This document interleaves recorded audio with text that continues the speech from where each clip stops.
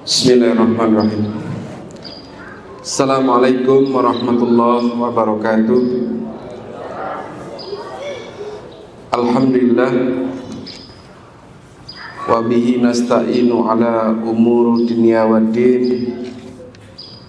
Wassalatu wassalamu ala Rasulillah wa ala alihi wa ashabihi ajmain. Bapak Ibu yang dimuliakan Allah Subhanahu wa taala, kalau di flyer temanya adalah tentang dahsyatnya zikir. Nah, kemudian tadi saya di jalan kepikiran Bapak Ibu sekalian untuk memberikan tema yang lebih dahsyat lagi. Ya.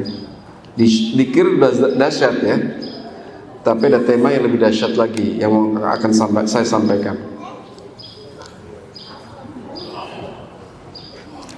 Jadi Bapak Ibu, di sini ada yang takut dengan kematian? Bu, takut nggak sama kematian Bu? Takut ya Bu ya? Bapak takut ya Pak? Oh enggak, buat ya Bapak ya. Nah ini saya 30 menit ke depan saya akan menyampaikan Bu, biar Ibu nggak takut sama kematian. Ya. Kenapa? Karena kita punya contoh orang-orang yang ketika menghadapi kematian nggak takut Pak. Ya. Contoh pertama adalah Sayyidina Bilal bin Rabah. Ya. Bilal bin Rabah itu ketika menjelang wafatnya, ketika sakaratul maut, itu beliau ditangisin sama istrinya. Ya, ditangisin ya. Terus sama Sayyidina Bilal bin Rabah ditegur, "Kamu jangan nangis. Ya. Kamu jangan sedih. Karena setelah ini aku akan berjumpa dengan kekasihku Muhammad dan sahabat-sahabatnya." Nah, waktu itu Rasulullah sudah wafat, Pak. Gitu. Oke. Jadi nggak ada rasa takut Bilal itu ketika menghadapi kematian. Terus yang kedua, contoh yang kedua, yaitu Abu Sofyan. Ya, Abu Sofyan itu orang yang baru masuk Islam ketika Fatu Makkah. Ketika perang Uhud, beliau sudah Muslim belum Pak? Bu, ketika perang Uhud, Abu Sofyan udah Islam belum Pak? Bu? Belum. Malah musuhnya Nabi. Perang Uhud itu adalah komandannya Quraisy, itu adalah Abu Sofyan. Ya. Gitu. Dan ketika Fatu Makkah, Abu Sofyan masuk Islam. Kemudian ketika wafat, itu pada sedih. Istrinya sedih. Terus Abu Sufyan mengatakan, "Kamu tidak usah bersedih, karena sejak aku masuk Islam, aku tidak pernah berbuat maksiat." Ya, masuk Islam sampai beliau wafat itu istiqomah Pak.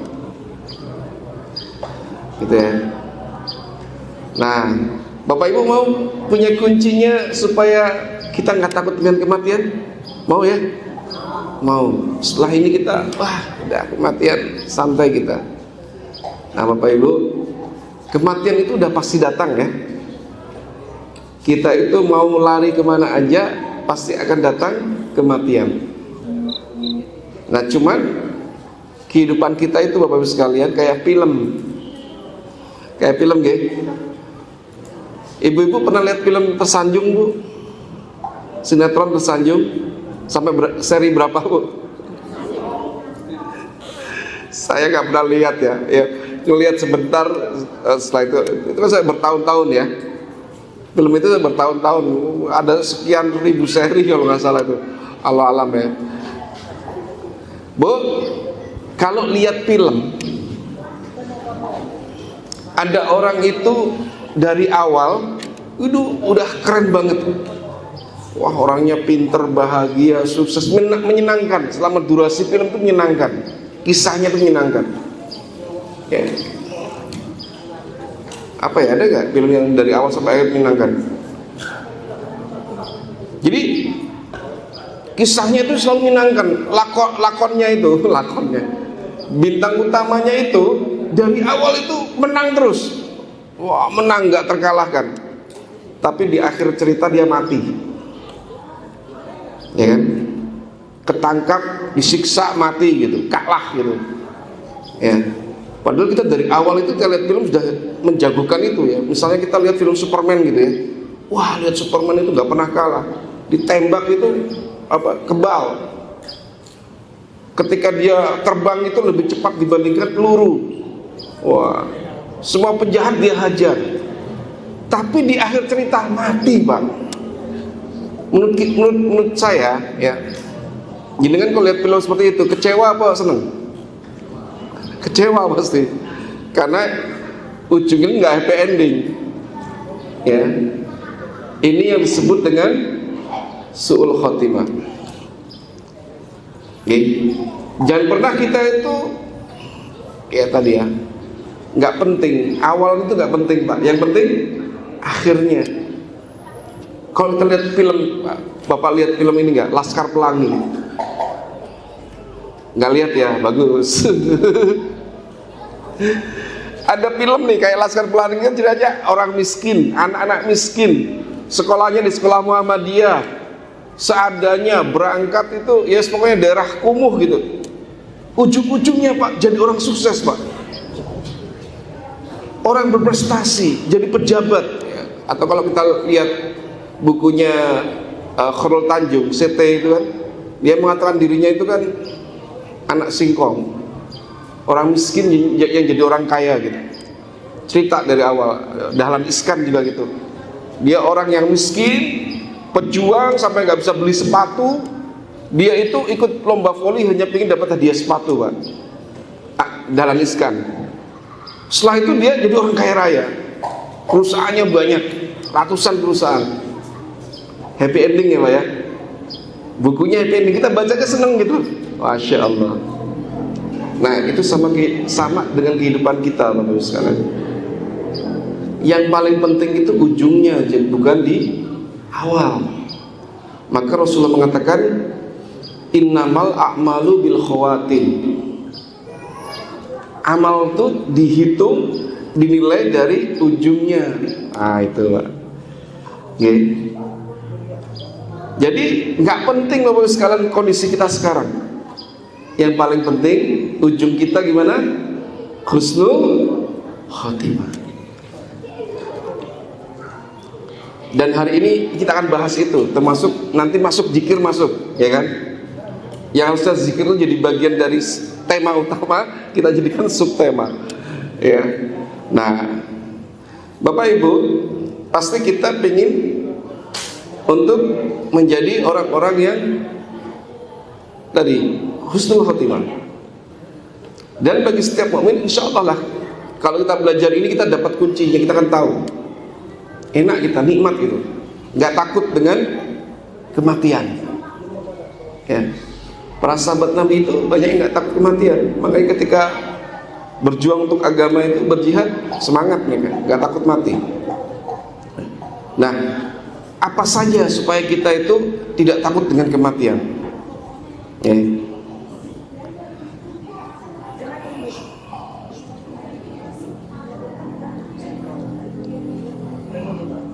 Dan yang utama Bapak Salam, ya, agar kita tidak takut dengan kematian. Ini hadis Nabi Sallallahu Alaihi Wasallam mengatakan, ittaqillah haitsu makunta wa asbi sayyi'at al hasanat tamhuha. Jadi yang pertama itu Pak, Bu, kuncinya supaya kita itu husnul khotimah, tidak takut dengan kematian, kita harus bertakwa di setiap waktu, di segala tempat. Contohnya siapa? Contohnya siapa orang yang bertakwa dalam setiap waktu? Contohnya Allah memberikan contoh kepada kita, memberikan teladan kepada kita itu adalah Nabi Yusuf alaihissalam. Bapak Ibu kalau dengar kisahnya Nabi Yusuf, itu kan beliau diuji dengan ujian yang gak logis. Ya, coba kita lihat kisahnya ya. Nabi Yusuf itu anak kesayangan Nabi Yakub. Jadi Nabi Yakub itu ada punya 12 anak. Yang paling disayangi Nabi Yusuf alaihissalam, sehingga membuat 10 yang lain itu iri. Ya, 10 yang lain itu iri. Karena kalau adiknya Nabi Yusuf masih kecil, nggak ngerti iri. Ya, Benjamin itu nggak ngerti iri. Makanya ibu-ibu, bapak-bapak, kalau punya anak, kalau bisa jangan terlalu kelihatan. Ya, anak-anak itu kan kadang-kadang ada yang beda ya. Biasanya kita lebih senang anak yang manutan, nah itu lebih disayangi. Tapi kalau orang tua nggak boleh pilih kasih, takutnya nanti anak-anaknya jadi iri kayak saudara-saudara Yusuf. Cuman saudaranya Yusuf ini, wah luar biasa ya, luar biasa jahatnya menurut saya. Anak kecil usia 10-12 tahun diculik adiknya sendiri. Ya.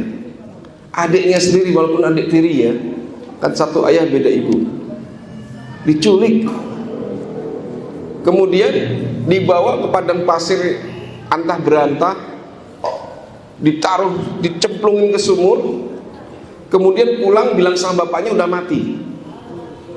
Bayangkan Pak, kalau kita punya anak kayak gitu Pak, ya, kita punya anak, terus kemudian izin sama orang tuanya, ya, ayah, aku mau ngajak main adik. Nabi Yakub waktu itu udah kerasa, nggak boleh, jangan, nggak boleh. Tenang ayah, saya jamin aman. Tetap nggak boleh. Maksa, akhirnya kemudian dibawa, dikasihkan. Ternyata kayak gitu kejadiannya. Ya, di tempat yang nggak diketahui. Bayangkan, anak kecil loh. Mungkin kalau sekarang anak kelas 4 SD gitu. 4 SD. Terus Pak, anak kelas 4 SD ini ditemukan oleh orang yang sedang safar, perjalanan, kafilah dagang. Kafilah dagangnya ini Pak, bukan balikin, tapi apa? Dijual sebagai budak. Ya.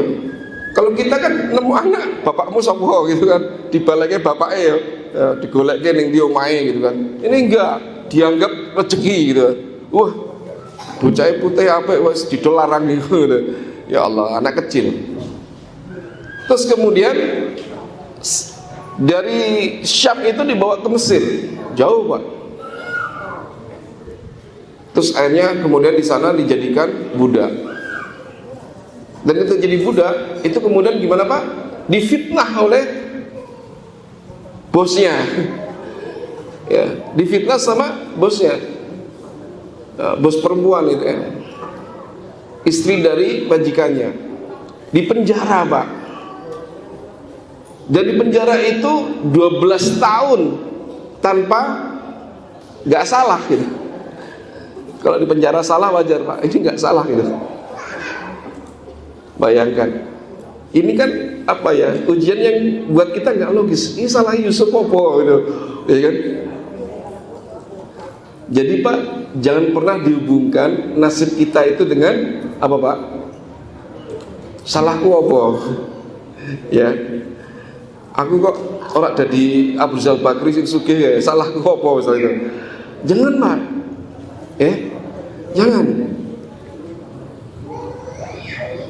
Dan di situ Nabi Yusuf ketika kemudian Masya Allah beliau itu ketika menjadi apa Pak, budak, beliau menjadi budak yang baik. Sehingga disayangi oleh majikannya, tapi gara-gara disayangi difitnah gitu. Ya. Ketika dia jadi narapidana yang baik. Padahal dia nggak salah. Gitu. Kan dia bisa aja memilih untuk depresi, protes, ya Allah saya ini salah apa ya Allah, saya ini nggak salah kok di penjara, ya Allah saya ini nggak salah kok sampai dijual, ya Allah saya ini nggak punya salah apa kok sampai masuk sumur. Enggak, Nabi Yusuf nggak pernah bilang kayak gitu Pak. Jadi kalau jenengan itu dalam posisi seperti itu sekarang ini, ya Allah daganganku kok orang laris. Jangan salahkan Allah, Pak. Memang dikasih gitu sama Allah. Ya, dikasih gitu sama Allah. Dan kita sebelum Nabi Yusuf tetap bertakwa dalam kondisi seperti itu. Ya. Dan kemudian akhirnya Nabi Yusuf gimana, Pak? Kisah selanjutnya ujungnya happy ending. Beliau jadi raja Mesir. Dan ketika bertemu dengan saudara-saudaranya yang dulu mencelakakan dia, gimana, Pak? Dia memilih dendam atau jadi orang soleh? Dia memilih menjadi orang soleh. Dia tetap jadi orang. Jadi ketika dia dalam terpuruk, tetap memilih jadi orang bertakwa. Ketika dia di puncak kesuksesan, dia memilih menjadi orang yang bertakwa dengan memaafkan saudara-saudaranya. Ini namanya ittaqillah haitsuma kunta. Dalam kondisi apapun kita harus bertakwa. Gitu, Pak. Ya.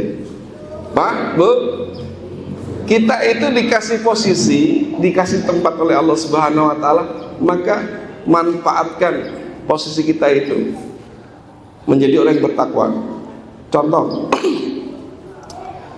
kalau takwanya orang yang kaya, yaitu kayak Sayyidina Utsman, Sayyidina Abdurrahman bin Auf, ya. Sayyidina Utsman itu, ya, ketika ada Rasul mengatakan, siapa yang mau sedekah, maka sedekahkan. Ya Rasulullah, saya sedekahkan untuk perjuangan ini 1000 onta bersama isinya, untuk jihad. Ketika paceklik Madinah itu, waduh, kondisinya kalau dalam bahasa kita resesi gitu ya. Orang kaget melihat ada kayak badai di padang pasir. Ternyata itu kafilah dagang dari Utsman. Gitu. Ngelihat kafilah dagang Utsman, orang pada datang untuk apa? Beli. Ya Utsman, saya siap beli 2 kali lipat. Utsman bilang, saya nggak mau. Ada nggak yang lebih tinggi? Ya Utsman, saya 3 kali lipat. Saya nggak mau. Ada lagi yang lebih tinggi? Ya Utsman, saya 4 kali lipat. Saya nggak mau. Ya Utsman, terakhir nih, 5 kali lipat, ini udah gede banget. Saya nggak mau. Ada yang masih berani kok nawar 10 kali lipat. Lu siapa yang berani beli dengan harga 10 kali lipat? Ya, ada, yaitu Allah Subhanahu wa taala. Ini seluruh kafilah dagang saya infakkan untuk kota Madinah. Dan saya mengharapkan balasan 10 kali lipat dari Allah Subhanahu wa taala. Ini haitsuma kuntanya orang kaya. Di sini ada yang orang kaya? Ya. Ketika jenengan kaya, sukses, jadilah orang yang bertakwa. Takwanya banyak. Takwanya gimana? Takwanya banyak sedekah. Ada pengajian disupport. Ya, orang butuh bantuan dibantu. Orang butuh beasiswa disekolahin. Ini takwanya orang kaya. Dan kita, Pak, yang gak kayak dia, jangan iri, Pak. Wong yang Allah ngasihnya bukan itu. Kalau kita misalnya nuwun sewu, posisi kita ojol, terus ya penghasilannya mungkin sekitar per bulannya 3 juta. Ya kita oleh Allah dikasih apa? Takwa yang lain, gitu loh. Ojol yang bertakwa. Gitu. Ya Pak ya, saya pernah ditanya seorang teman ya, ojol, Ustadz, gimana Ustadz kalau saya sedang dapat penumpang lagi ngebit kan bahasa gitu, terus azan berkumandang gitu, gimana Ustadz? Berhenti atau dilanjutin? Lah saya kemarin ketemu sama ojolnya langsung, dia kayak gitu nanya. Terus saya bilang, posisi jenengan ojol. Kalau orang yang bertakwa tadi gimana Pak? Banyak sedekah, banyak yatim piatu, bikin wakaf gitu kan. Kalau ojol berarti apa? Jenengan ujiannya beda, ketakwanya beda. Berarti apa? Sebelum berkumandang sholat, matikan aplikasi. Biar tetap sholat jamaah di masjid. Nah, kalau pengen jenengan di posisi ojol yang bertakwa gitu. Jangan sampai gini loh Pak, wah pantesan itu sedekahnya banyak, saya kalau jadi orang kaya juga kayak dia. Belum tentu Pak. Dan kata Ibnu Athaillah, ya, kalau kita baca kitab Al-Hikam, itu adalah kebodohan rohani. Kebodohan rohani. Kita mengharapkan kayak orang lain, padahal Allah ngasih kita posisi nggak seperti itu. Ya, posisi sampean nggak seperti itu, posisi kita nggak seperti itu. Jangan melihat posisi orang lain, lihat posisi kita Pak. Gitu. Kayak saya ini Pak, mau balik Ustaz, maka saya harus jadi Ustaz yang bertakwa gitu ya. Kayak gitu. Gimana contohnya? Contohnya misalnya, ya, misalnya kalau dikasih bisaroh 2M Pak, banyak nggak Pak 2M Pak? 2M itu maaf mas, 2M maaf mas, gak ada bisarohnya gitu. Ada Pak yang gitu, Ustaz, saya pengen ada kajian tapi gak ada bisarohnya. Siap, sepenting antum ada jamaahnya, soalnya gitu ya. Udah gak ada bisarohnya, gak ada jamaahnya kan repot gitu. Ya. Di dalam posisi apapun Bapak Ibu sekalian kita ini, ibu sebagai ibu rumah tangga, jadilah ibu rumah tangga yang bertakwa. Kalau bapak-bapak, bapak suami yang bertakwa, karena posisinya suami. Ya. Itu namanya ittaqillah haitsuma kunta. Sesuaikan dengan kondisi yang dikasih Allah kepada kita. Ya. Jangan bilang Bu, wah enak jadi laki-laki. Itu kata Ibnu Athaillah, itu kebodohan ruhaniyat. Lo jelas-jelas wedok kok njok lanang gitu. Atau sebaliknya, wah enak ya jadi wong wedok rasa kerja misalnya. Itu kebodohan ruhaniyat. Mau jelas lanang kok pengen jadi wedok. Paham nggih? Nah, ini kalau kita pengen tadi menikmati seni kematian seni husnul khotimah itu, kita menjadi hamba Allah yang bertakwa di apapun posisi kita. Ya. Posisi kita terbaik, kita buru-buru yang bertakwa. Ya. Gitu. Jangan kita langsung kemudian iri, ya Allah kenapa kok saya nggak jadi majikan, saya jadinya buruh. Loh, Allah ngasih kita tempat buruh kok. Wes toh, syukuri gitu ya. Syukuri Pak, Masya Allah Pak. Jenengan besok Pak, kalau masuk surga dibandingkan juragan yang jenengan, kalau jenengan ini guru, selisihnya 500 tahun Pak. Jenengan masuk surga duluan, sudah 500 tahun, baru juragan yang jenengan masuk 500 tahun. Enak mana Pak? Kita hidup berapa tahun sih Pak?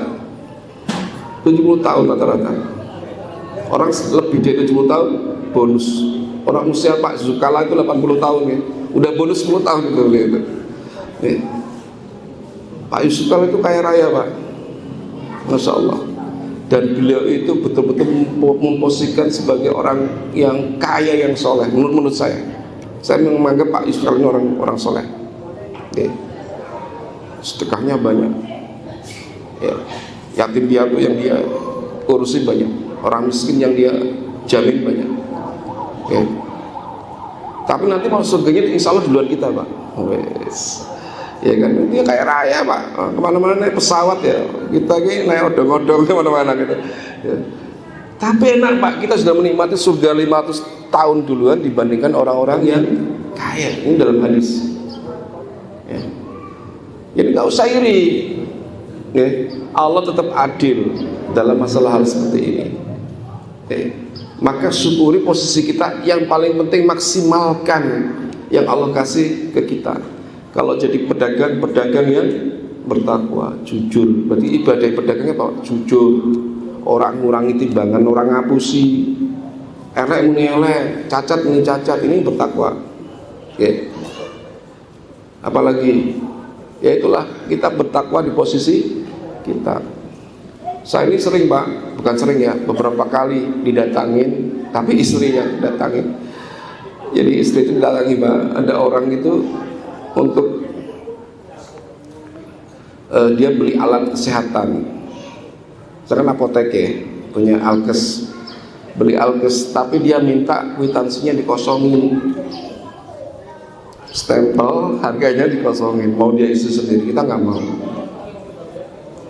Pak, kita kayak gitu. Alhamdulillah Pak, kita nggak tergoda walaupun laku gitu kan, terus gak popo sepenting laku gitu kan, betul kan? Alhamdulillah tidak tergoda. Berapa banyak Pak yang tergoda Pak kayak gitu. Ini alhamdulillah istri saya gak tergoda karena yang ada bisnis saya.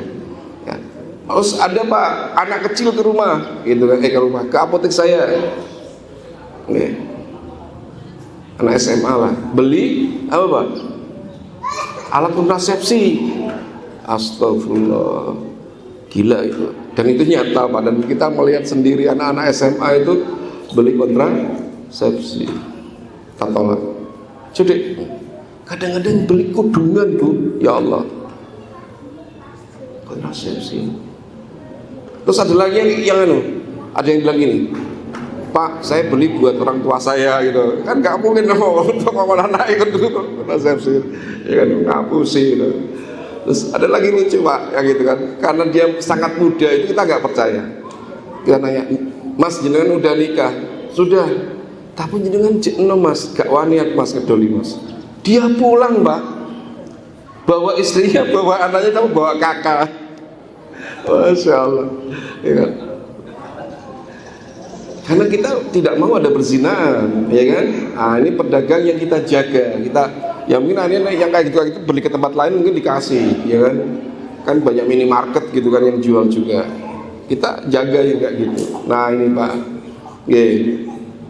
ittaqillah haitsuma kunta, dimanapun kita berada kita bertakwa. Ini yang bilang Nabi, nasihat Nabi kepada Ibnu Abbas. Insya Allah kalau gitu Pak, kayak Nabi Yusuf, di surat Yusuf itu Nabi Yusuf mengatakan, dan orang-orang yang bertakwa dan bersabar Allah tidak akan mensia-siakan. Kalau saya jenengan bertakwa dan sabar, sudah Pak, sabar bertakwa dalam kondisi yang Allah beri kepada kita, dikasih sakit yang bertakwa kita ini, ya, sabar. Kita bertakwa semampu kita, sekuat kita, ya, sakit apapun kita nikmati. Ya Allah, ini kalau ini yang Engkau kasih, saya ridho. Gitu. Ya Allah, kalau ujian ini yang Engkau kasih, saya ridho. Saya termasuk yang bersabar. Gitu. Biar Allah tidak mensia-siakan kita, Pak. Gitu. Ini yang pertama. Gitu. Terus yang kedua, agar kita itu tidak takut dengan kematian, Pak. Itu maka kita harus punya kebiasaan yang baik, kebiasaan orang-orang yang bertakwa. Sehingga para ulama mengatakan, man asa ala sayyin, barang siapa yang hidup dengan sesuatu, maksudnya dia punya kebiasaan sesuatu, ya, mata alaihi, maka dia akan dimatikan dengan cara itu. Jenengan, saya, kalau punya amal, kita punya kebiasaan saya baca Quran misalnya gitu, dibiasakan dawam, kita punya amal yang dawam. Ayo Pak, pertanyaannya, jenengan punya amal dawam apa Pak? Ayo, ya banyak Pak. Nah ini Pak, salah satunya zikir. Ya, zikir itu adalah ibadah yang sangat gampang tapi pahalanya besar. Ibadah yang sangat gampang tapi pahalanya besar, pakai banget itu. Karena ada hadis qudsi, ya, itu kelak ada orang yang oleh Allah lagi di padang mahsyar, di yaumul mizan. Wah, amal-amalnya dihitung semua Pak, amal solehnya dan amal buruknya. Masih banyak amal buruknya, nggak ngimbangi. Terus ditanya malaikat, kamu masih punya amal yang lain? Coba dicek amal yang lain. Ternyata masih dia punya Pak, yaitu zikir. Maka ketika zikir dibuka itu memenuhi ujung timur dan barat, sehingga dia selamat. Maka salah satunya yang paling mudah itu zikir, ya.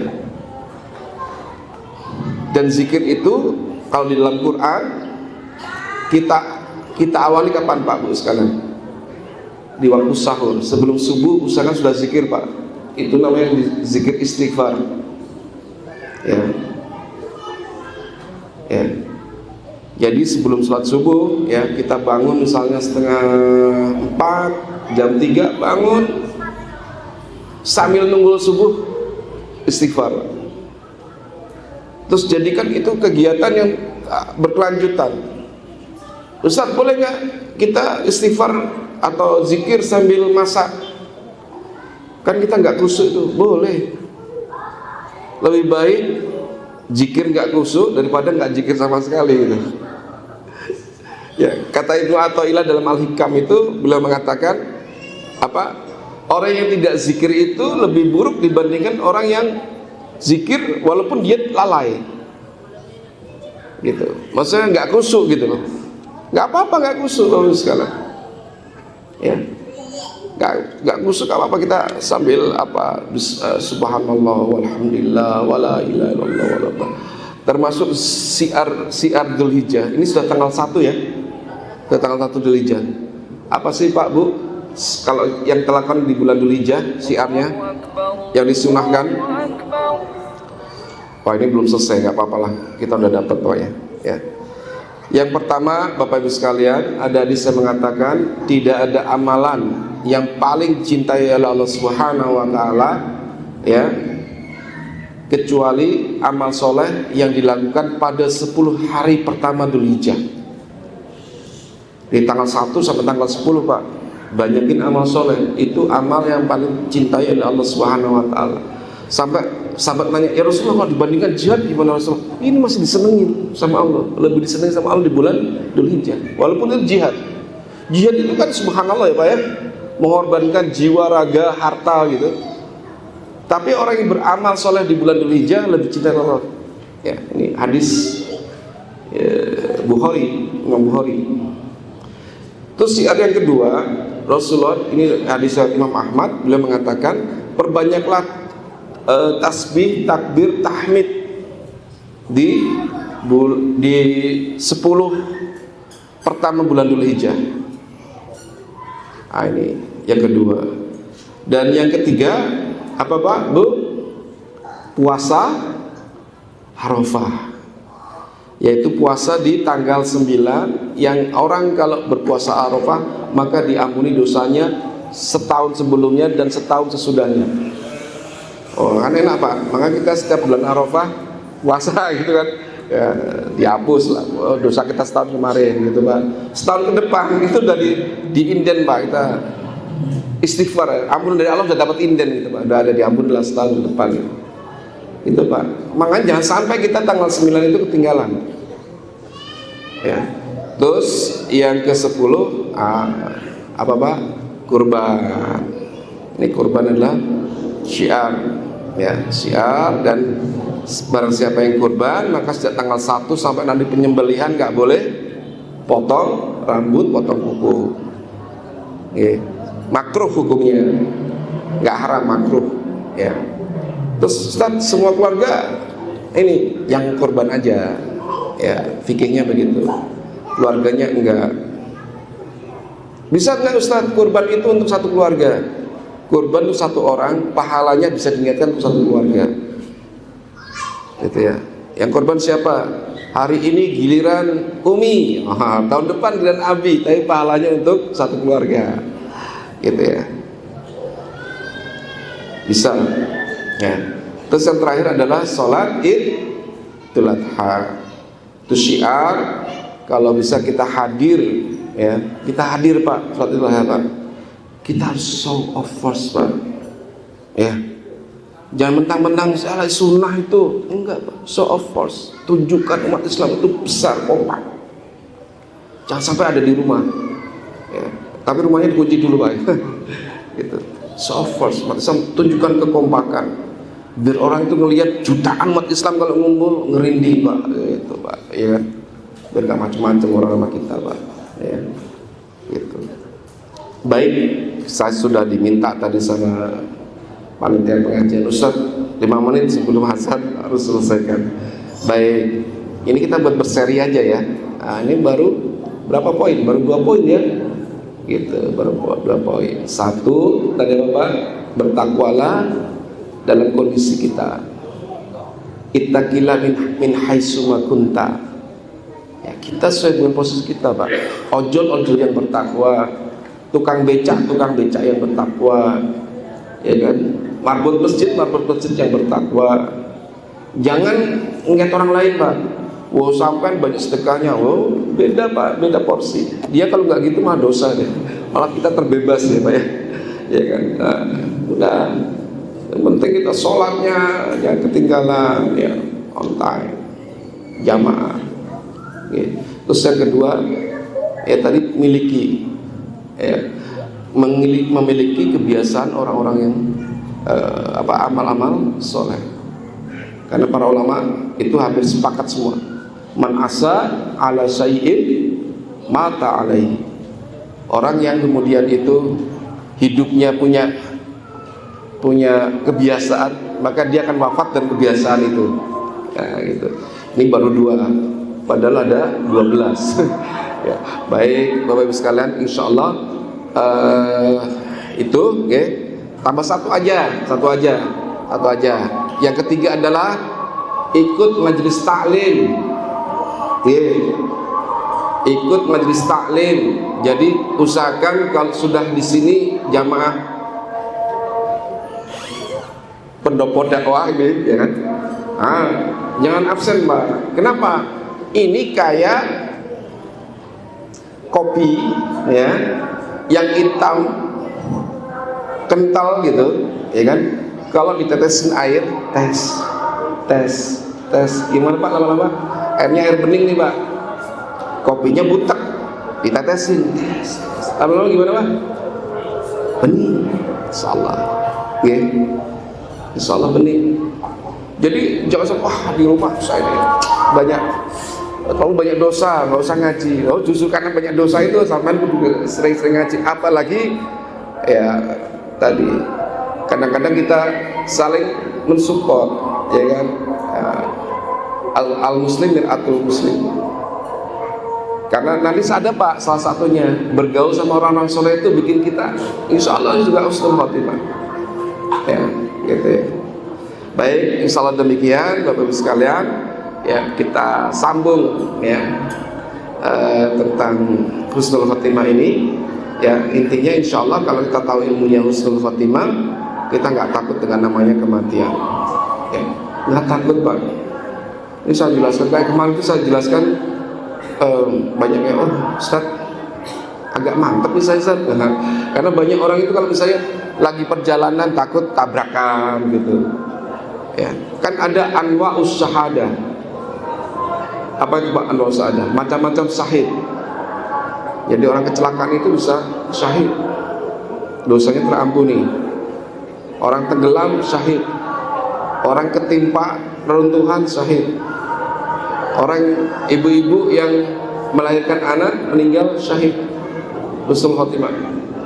Asal dia muslim ya, ya dia seorang muslim. Apalagi kebakaran syahid. Ya. Jadi bagi seorang muslim yang udah tahu kematian itu biasa aja, insyaallah. Dan kita berdoa Pak, insyaallah kita semua berkumpul di surga ya Pak ya. Amin. Semua kembali kepada Allah dalam keadaan diridhoi Allah Subhanahu wa taala. Wa billahi taufiq wal hidayah. Assalamualaikum warahmatullahi wabarakatuh.